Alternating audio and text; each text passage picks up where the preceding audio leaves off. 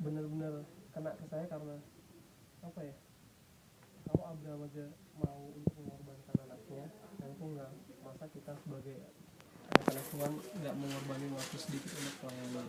Ada satu cerita gini, ada 3 petualang yang suka mengembara. Suatu hari mereka menemukan sebuah gua yang berisi harta karun. Mereka menutup rapat-rapat gua itu dan menunggu si empunya gua itu datang. Seminggu berlalu, tapi si empunyanya itu nggak kunjung datang. Terus mereka sepakat untuk menunggu 1 hari lagi dan mengutus 1 orang untuk memberi bekal makanan di kampung terdekat. Dalam perjalanan memberi bekal, orang yang disuruh tadi itu mempunyai hasrat bahwa ngapain sih harus dibagi 3 orang, terus gue aja sendiri, kan? Maka ia membeli bekal dan mencampurnya dengan racun. Rupa-rupanya 2 petualang yang menjaga gua tadi itu yang ditinggal si temennya ternyata punya niat sama juga. Setibanya orang yang membeli bekal itu, dia udah datang, dia dibunuh sama 2 orang itu. Nah, mereka berdua lalu menikmati makanan beracun yang dibeli temannya. Mati. Akhirnya ini satenya tadi lucu juga. Akhirnya ketiga petualang itu mati karena ketamakan dan niat jahat mereka. Jadi apa inti yang bisa diambil dari cerita tadi kira-kira? Apa sih?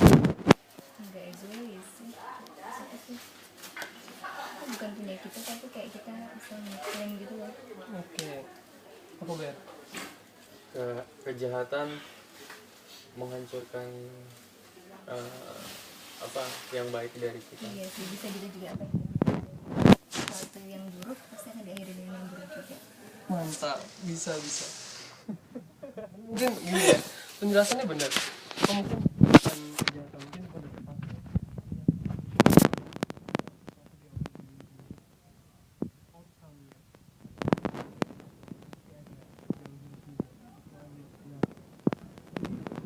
Banyak orang kita pasti punya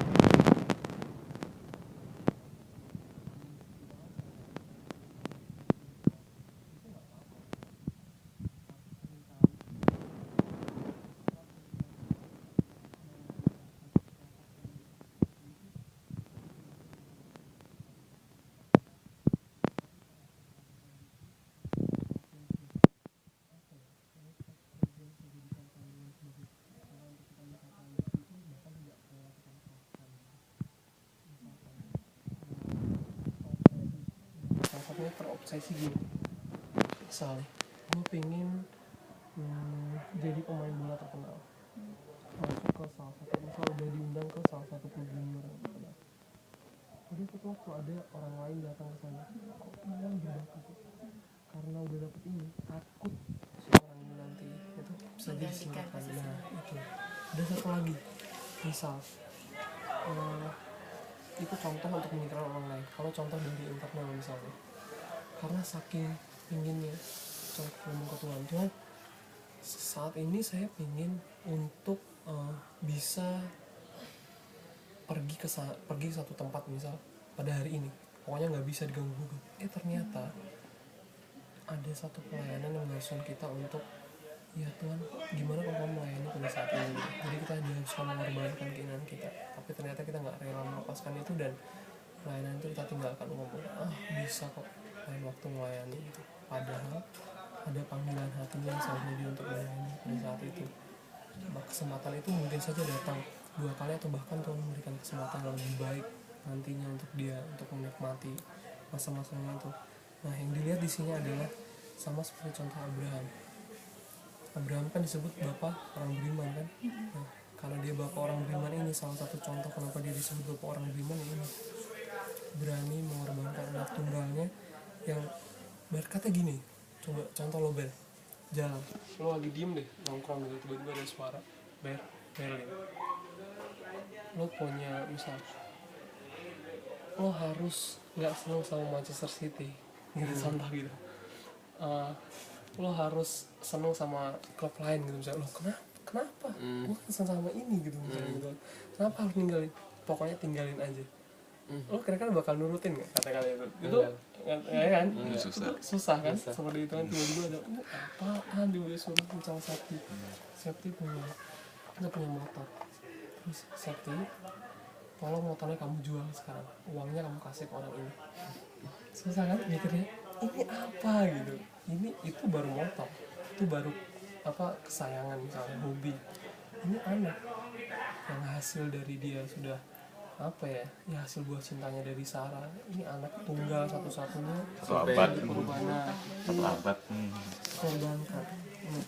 Jadi gini, pada intinya kita semua punya banyak hasrat, kita semua punya banyak keinginan, punya banyak hal-hal yang menjadi hobi, yang menjadi hal yang menjadi pegangan kita gitu di dunia, hal-hal duniawi yang menjadi kesenangan kita.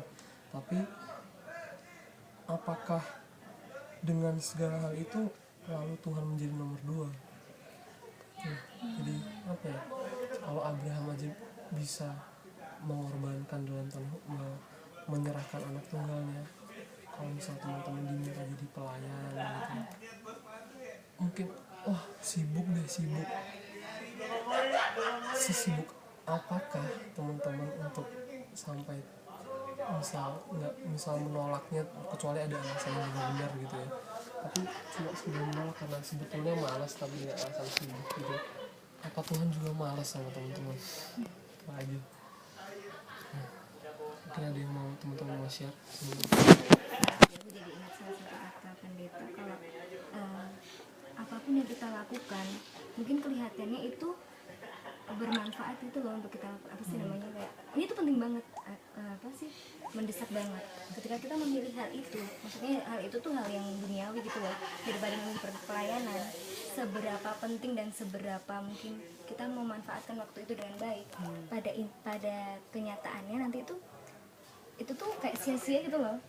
Jadi misalkan harus kerja kelompok, tapi kalau Tuhan nggak menyertai kita meninggalkan pelayanan misalkan ya, maka itu kayak nggak diberkati gitu loh. Jadi sesuatu yang mungkin kelihatan sama kita itu penting banget itu jadi kayak sia-sia.